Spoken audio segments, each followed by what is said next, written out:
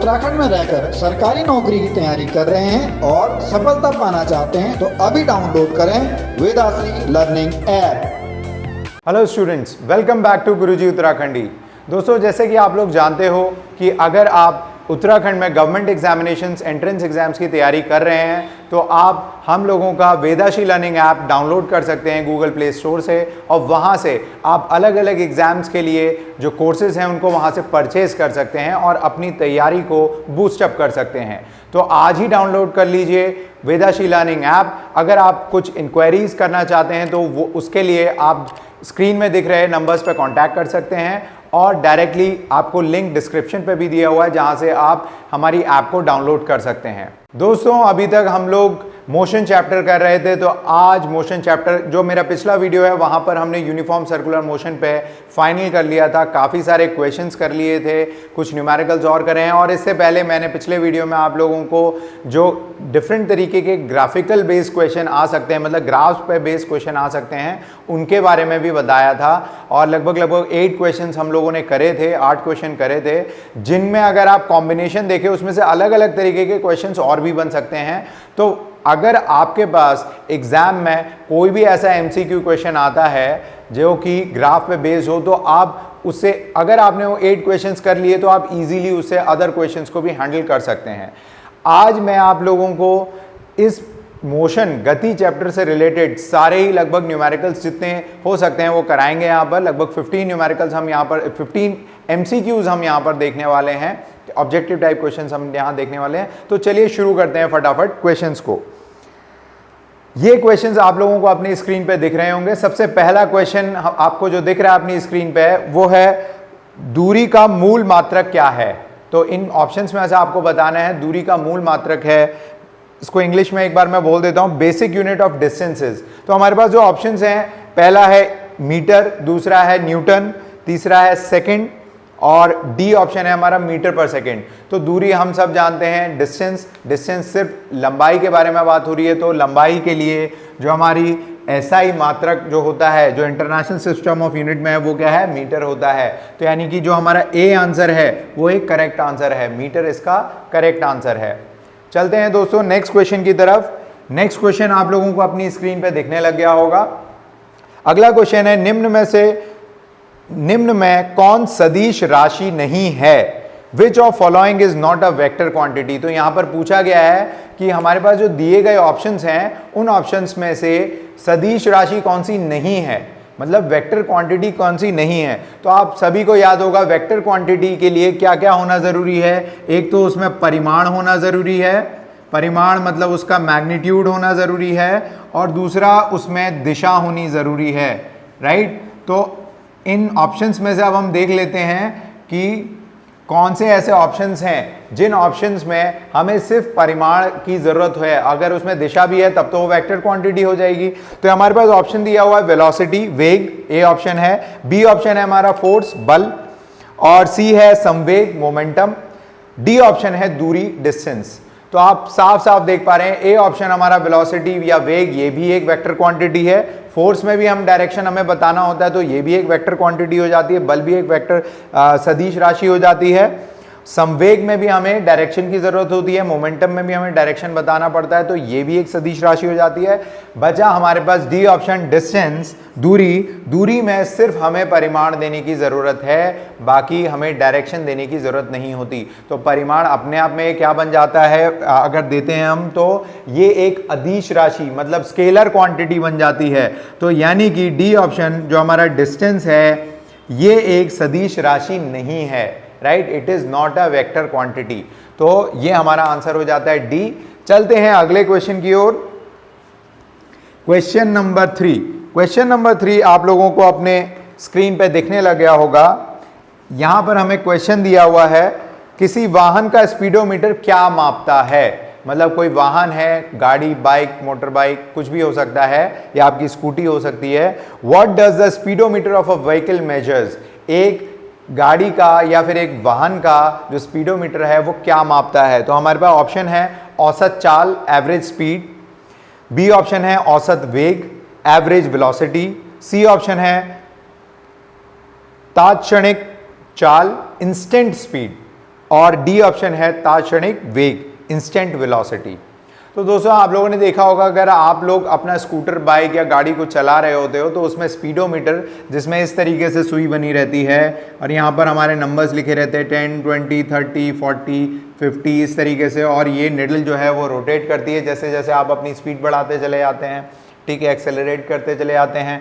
ये यहाँ से 0 से स्टार्ट होकर इस तरीके से मूव करता है। तो स्पीडोमीटर हमारा यहाँ पर स्पीड बता रहा है, ठीक है। तो सीधे सीधे हम यहाँ पर समझ पा रहे हैं कि स्पीडोमीटर एक तो स्पीड बताता है, राइट। अब यहाँ पर एक कंफ्यूजन है कि ये औसत चाल बताता है या ये तात्क्षणिक बताता है, मतलब इंस्टेंटेनियस। इंस्टेंटेनियस मतलब उसी इंस्टेंट पे, ठीक है, उसी समय पे, उसी क्षण में कितनी हमारी चाल है, कितनी स्पीड है।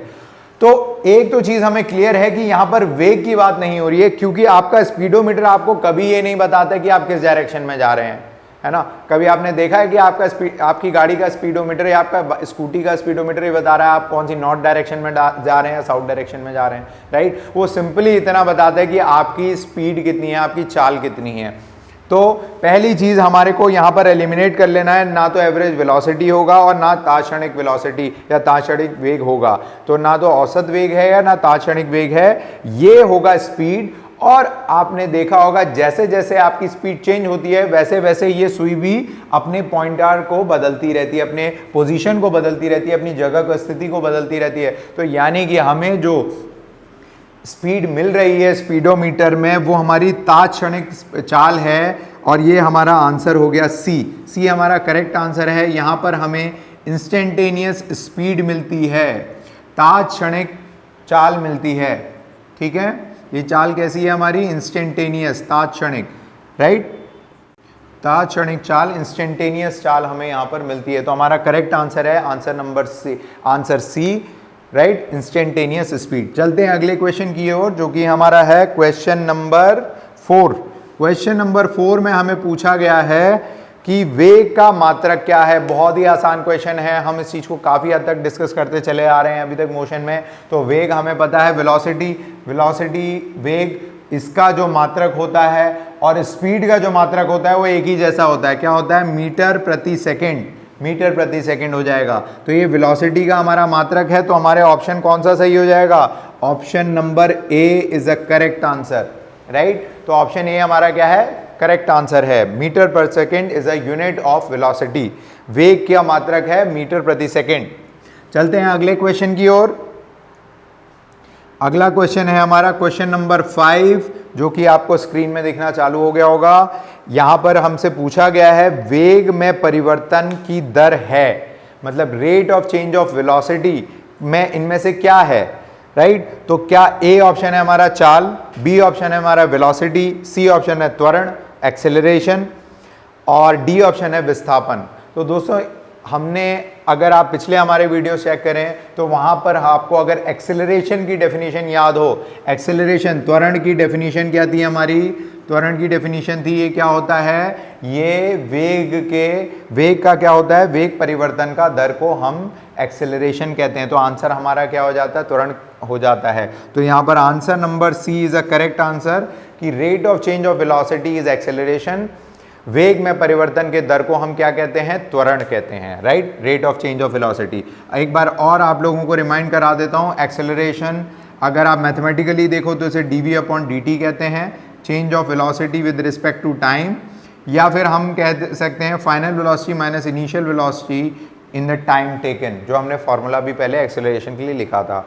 इसका मात्रक मैं यहाँ पर रिवाइज करवा देता हूँ, क्या होता है इसका मात्रक, मीटर प्रति सेकेंड स्क्वायर, ठीक है। ये मैंने एक एक्स्ट्रा चीज यहाँ पर बता दी आप लोगों को, मीटर पर second square is a unit of acceleration, त्वरण का मात्रक है ये। चलिए, तो हमारा आंसर नंबर जो सी था ये यहाँ पर करेक्ट है। क्वेश्चन नंबर 5 का आंसर क्या हो गया, सी हो गया। अब लेते हैं क्वेश्चन नंबर 6। क्वेश्चन नंबर 6 आपकी स्क्रीन में फ्लैश होना शुरू हो गया होगा। इसमें पूछा गया है निम्न में से कौन सी सदिश राशि है, मतलब इनमें से हमें बताना है कौन सी सदिश राशि है, मतलब वेक्टर क्वांटिटी है। Which of the following is a vector quantity. तो यहां पर हमारे पास जो ऑप्शन है, ऑप्शन नंबर ए है हमारा द्रव्यमान, मास। तो मास तो हमें पता है, इसमें कोई भी डायरेक्शन की जरूरत नहीं होती, तो ये तो क्या हो गया, अदिश राशि, स्केलर क्वांटिटी हो जाएगा। फिर हम देख लेते हैं अगला है विस्थापन। विस्थापन हम जानते हैं, विस्थापन अपने आप में क्या होता है, एक सदिश राशि होता है, वेक्टर क्वांटिटी। औरों को भी चेक कर लेते हैं यहाँ पर। c डिस्टेंस हमारा स्केलर क्वांटिटी, एक अदिश राशि है, और जो चाल है हमारी स्पीड, वो भी एक अदिश राशि है। तो यहाँ पर जो हमारा आंसर हो जाता है, answer is option B, that is displacement. Displacement हमारा आंसर हो जाएगा। विस्थापन, विस्थापन हमारा आंसर है। क्वेश्चन नंबर 6 का आंसर हो गया हमारा आंसर बी, ऑप्शन बी, विस्थापन, राइट। चलते हैं अगले क्वेश्चन की ओर। अगला क्वेश्चन है हमारा क्वेश्चन नंबर 7। क्वेश्चन नंबर 7, इसमें हमें पूछा गया है, निम्न में से कौन सा समूह सदिश राशि का समूह है। हमें ऑप्शंस में कुछ ग्रुप ऑफ क्वांटिटीज, कुछ राशियां दी हुई हैं, उनका समूह बना रखा है। उन ऑप्शंस में से हमें यह बताना है इन में से कौन सा समूह सदिश राशियों का क्या है, समूह है, सदिश राशियों का। Which of the following group is the vector quantity, right. तो इसमें हमें ऑप्शन ए में दे रखा है कार्य, ऊर्जा, चाल, वर्क, एनर्जी एंड स्पीड, चाल, त्वरण, वेग। फिर सी ऑप्शन है हमारा वेग, त्वरण, बल, और सी ऑप्शन है हमारा, डी ऑप्शन है हमारा ऊष्मा, प्रकाश, विद्युत, राइट। तो यहां पर अगर आप ध्यान से देखें, पहले ऑप्शन ए देख लेते हैं। ऑप्शन ए में वर्क, एनर्जी एंड स्पीड दे रखा है, तो हमें वेक्टर क्वांटिटीज, कौन सी सदिश राशियां पूछी गई हैं। अगर इस ऑप्शन में देखें तो हमारा वर्क भी स्केलर क्वांटिटी है, वर्क भी एक अदिश राशि है, एनर्जी भी एक अदिश राशि है, और स्पीड भी एक अदिश राशि है, तो ऑप्शन ए तो नहीं होगा। फिर हम देख लेते हैं चाल, त्वरण और वेग। यहां पर एक्सेलरेशन और वेलोसिटी, बी ऑप्शन में एक्सेलरेशन और वेलोसिटी तो हमारा सदिश राशि है, लेकिन स्पीड हमारी अदिश राशि है, तो ये समूह भी सदिश राशियों का नहीं होगा। फिर उसके बाद हम देख लेते हैं सी ऑप्शन, जो कि है वेग, त्वरण और बल। अब यहां आप तीनों क्वांटिटीज, तीनों राशियों को देखिए। वेलोसिटी में भी हमें डायरेक्शन चाहिए, दिशा चाहिए, त्वरण में भी, एक्सेलरेशन में भी हमें दिशा चाहिए, और फोर्स भी हम डायरेक्शन के साथ ही बताते हैं। तो हमारा option C is a right answer. C option हमारा करेक्ट आंसर हो जाएगा। क्वेश्चन नंबर 7 का आंसर हो जाएगा हमारा सी ऑप्शन।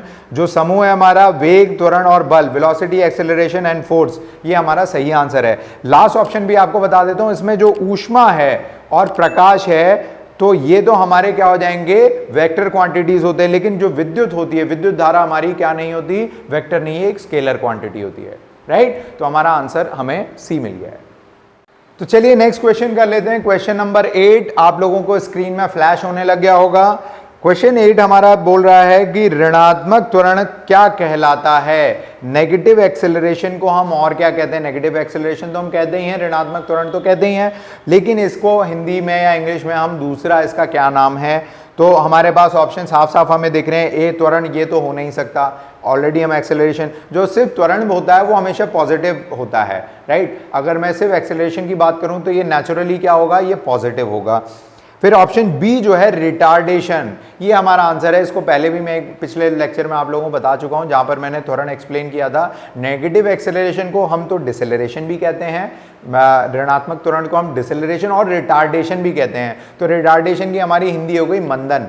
तो मंदन हमारा क्या हो गया, मंदन हमारा बी ऑप्शन जो हो गया, ये हमारा आंसर है क्वेश्चन नंबर 8 का। तो ना ये चाल है और ना ये विस्थापन है, तो हमारा option number B question number 8 का आंसर हो गया।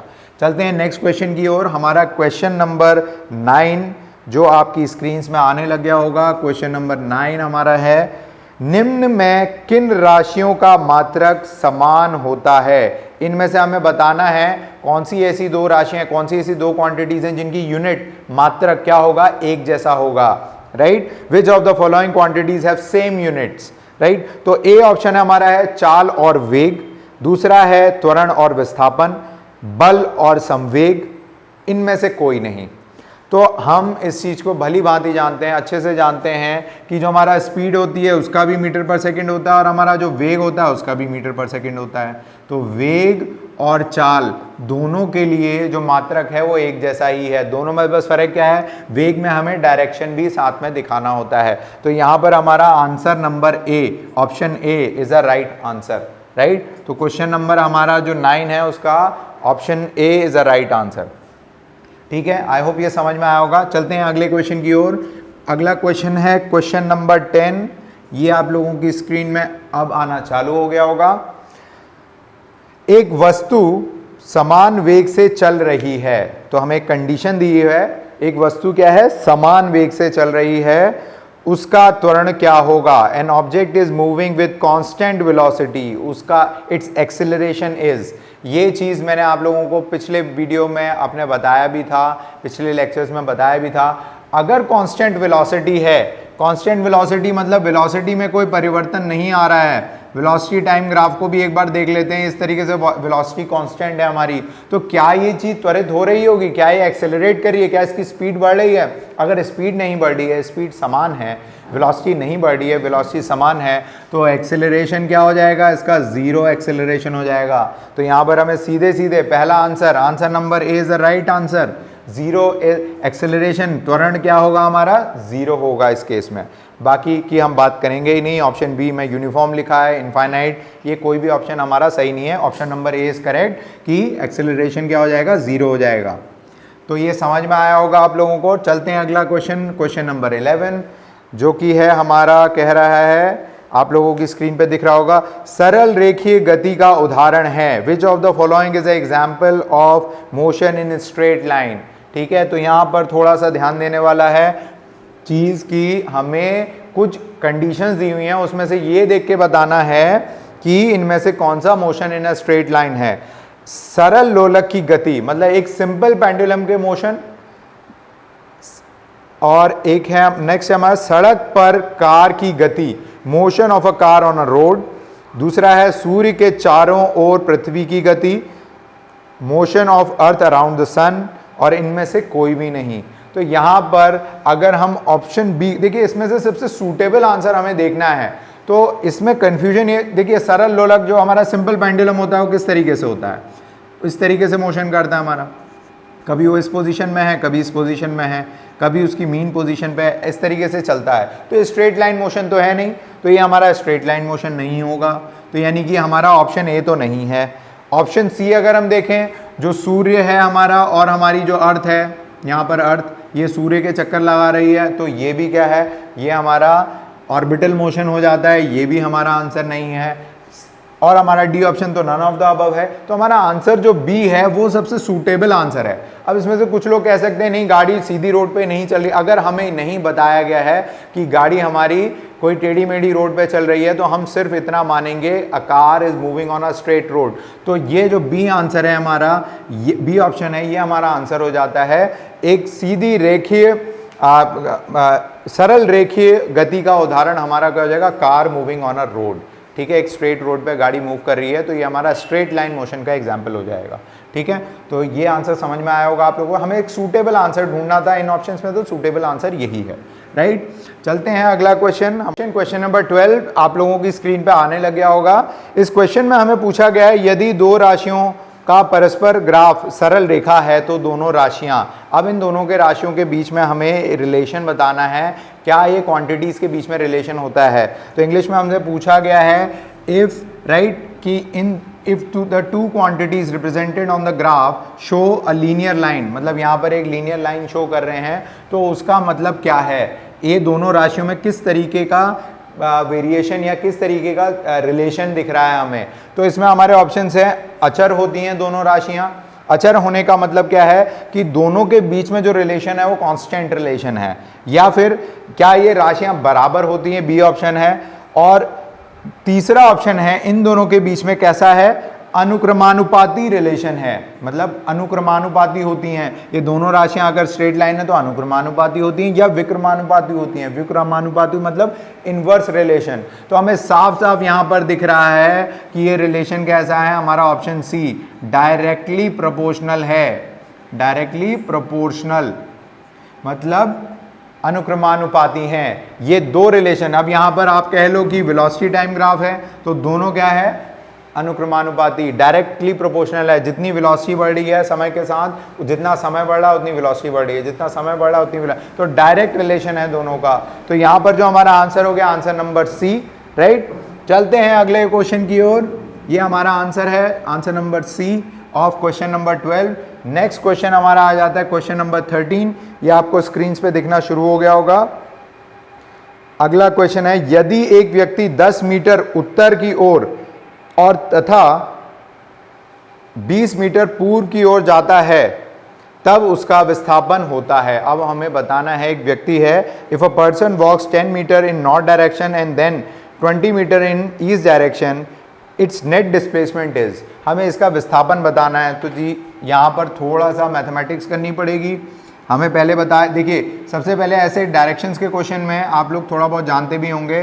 डायरेक्शंस के क्वेश्चन में सबसे पहले डायरेक्शन देख लो, है ना। डायरेक्शन हमारी लिख लीजिए एक जगह पर, जिससे हमें कन्फ्यूजन बिल्कुल ना हो। तो ये हमारा नॉर्थ हो गया, उत्तर, दक्षिण, पूरब, पश्चिम, राइट। जिसको कन्फ्यूजन है उसके लिए ऐसे लिख देता हूँ, उत्तर, दक्षिण, पूरब, पश्चिम, ठीक है। शॉर्ट में ऐसे ही लिख दे रहा हूँ, राइट। तो इसमें हमसे बोला गया है कि पहले वो उत्तर दिशा में 10 मीटर चलता है। मान लीजिए इस दिशा में वो 10 मीटर चल गया, ठीक है। इसको मैं यहाँ बना लेता हूँ, 10 मीटर्स इस डायरेक्शन में चले गया, राइट। फिर उसके बाद वो कहते हैं कि उसके बाद वो पूरब दिशा में चला है, कितना, 20 मीटर, राइट। अब हमसे विस्थापन पूछा गया है। विस्थापन क्या होता है? Shortest distance between initial and final point. तो प्रारंभिक स्थिति और अंतिम स्थिति के बीच में दो क्या है? शॉर्टेस्ट डिस्टेंस हमें निकालना है, डिस्प्लेसमेंट निकालना है। तो डिस्प्लेसमेंट क्या है? हमें ये वाला डिस्टेंस निकालना है। तो सिंपल है, इसमें आप पाइथागोरस लगा दीजिए, 20 का स्क्वायर प्लस 10 का स्क्वायर, इसका अंडर रूट निकाल लेंगे हम। ये हमारा हो गया 400 प्लस 100, तो ये हमारा 500 हो गया। 500 का अंडर रूट हम कैलकुलेट कर लेंगे। तो यहाँ पर हमारा जो आंसर आ जाएगा, आंसर लगभग कितना आएगा हमारा? 22.5 ये अंडर रूट हो गया हमारा। तो ए हमारा आंसर हो गया इसका, ठीक है। A is the answer of this question, right.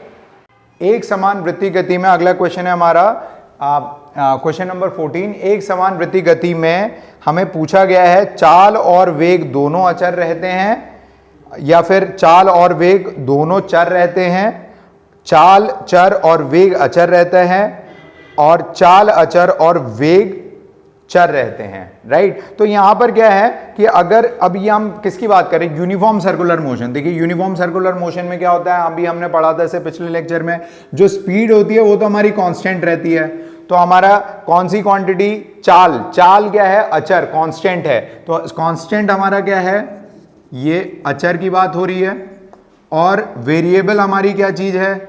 ये हमारा चर की बात हो रही है, ठीक है, राइट। तो वेरिएबल हमारा चर क्वांटिटी। तो यहां पर आप देखेंगे कोई ऑब्जेक्ट अगर मूव कर रहा है तो उसकी स्पीड तो कांस्टेंट होती है थ्रू आउट, इस सेंटर के अबाउट स्पीड तो कांस्टेंट होती है, लेकिन हर बारी उसका क्या होता है? डायरेक्शन बदल रहा होता है। तो यानी कि डायरेक्शन बदल रहा है तो यानी कि वेग बदल रहा होगा। तो हम क्या कह सकते हैं, हमारा आंसर नंबर जो डी है वो आंसर बिल्कुल सही है। जो चाल होती है वो तो कांस्टेंट रहती है, चाल अचर है, और वेग जो है वो चर है, क्योंकि स्पीड तो चेंज हो रही है, स्पीड तो कांस्टेंट है, बट डायरेक्शन बदल रहा है। इस वजह से जो वेग है वो चेंज होता रहेगा, वो वेरिएबल रहेगा। इसीलिए हमारा आंसर हो जाएगा 14 का आंसर नंबर डी, जिसमें हमें कहा गया है स्पीड कांस्टेंट है एंड वेलोसिटी वेरिएबल है। चलिए लास्ट क्वेश्चन कर लेते हैं इस वीडियो का, हमारा है इस एमसीक्यू सीरीज का, कि लास्ट क्वेश्चन हम कर लेते हैं। क्वेश्चन नंबर 15 आप लोगों को स्क्रीन पे दिख रहा होगा। यहां पर ये भी एक न्यूमेरिकल क्वेश्चन है, बहुत आसान है। हमने पूछा गया है 35 किलोमीटर प्रति घंटा 35 किलोमीटर प्रति घंटा की चाल से चल रही कार 12 मिनट में कितनी दूरी तय करेगी? How much distance is travelled by a car moving with the speed of 35 kilometre per hour in 12 minutes. तो हमें सिंपली हम जानते हैं distance is equals to speed into time कर देंगे। यहाँ पर स्पीड हमें 35 किलोमीटर पर आवर दी हुई है, टाइम हमें यहाँ पर जो दिया हुआ 12 मिनट में दिया, तो 12 इंटू 12/60 करेंगे तो ये आवर्स में हो जाएगा, ठीक है। इतना टाइम है। अब इसको हम सॉल्व कर लेते हैं। सिंपल है, हमारा 35 इंटू 12 5 ज़ा 60 होता है हमारा, तो 1/5 हो गया, तो 5 इज इक्वल्स टू 7। तो 7 किलोमीटर्स हमारा क्या हो गया? डिस्टेंस हो गया। तो यहाँ पर ऑप्शन ए है जो हमारा आंसर हो जाएगा। तो क्वेश्चन नंबर 15 का जो ए आंसर है, ए ऑप्शन है, ये हमारा आंसर हो गया 7 किलोमीटर। जैसे कि आप लोगों ने फ्रेंड्स देखा अभी तक जितने भी हमने क्वेश्चन करे, ऐसे ही क्वेश्चन हमारे मोशन चैप्टर से रिलेटेड जो आपका एग्जाम में आएंगे, बहुत आसान क्वेश्चंस हैं, थोड़ा सा आप कंसेप्ट को क्लियर करते चलेंगे, हमारे सारे वीडियोस को फॉलो करते हुए चलेंगे तो बहुत आसानी से इन क्वेश्चंस को आप हैंडल कर सकते हैं। चलिए मिलते हैं अगले चैप्टर, अगले टॉपिक को स्टार्ट करेंगे अगले वीडियो में। तब तक के लिए थैंक यू वेरी मच।